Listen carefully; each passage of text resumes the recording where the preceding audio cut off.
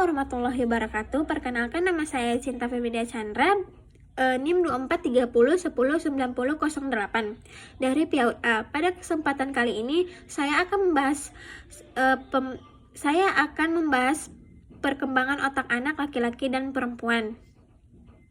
Mungkin banyak orang tua yang belum mengetahui bahwa ternyata perkembangan otak anak laki-laki dan perempuan memiliki pola yang sangat berbeda.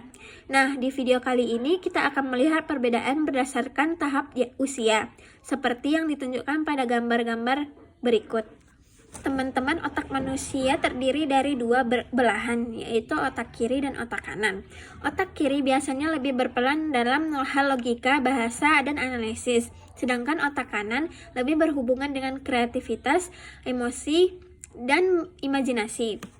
Idealnya, kedua belahan otak ini berkembang secara seimbang agar anak bisa tumbuh menjadi pribadi yang cerdas secara intelektual sekaligus matang secara emosional.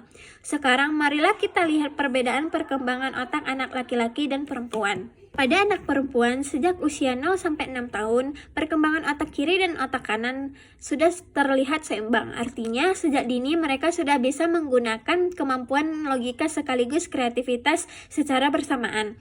Ini yang sering membuat anak perempuan tampak lebih cepat dalam berbicara, komunikasi, bahkan dalam mengendalikan emosi.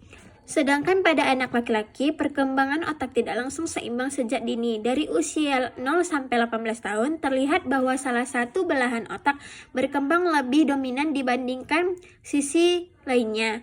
Baru setelah memasuki usia lebih dari 18 tahun, otak kiri dan otak kanan anak laki-laki berkembang secara seimbang. Inilah yang menjelaskan mengapa anak laki-laki seringkali membutuhkan waktu lebih lama untuk bisa menyeimbangkan kemampuan logika dan emosi.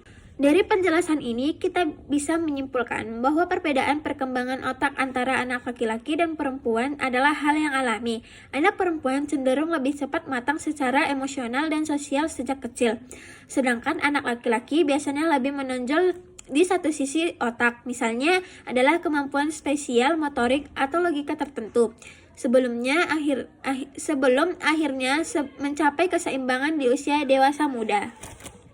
Jadi teman-teman, perbedaan ini bukan berarti salah satu lebih baik dari yang lain. Justru inilah keunikan yang harus dipahami orang tua dan pendidik.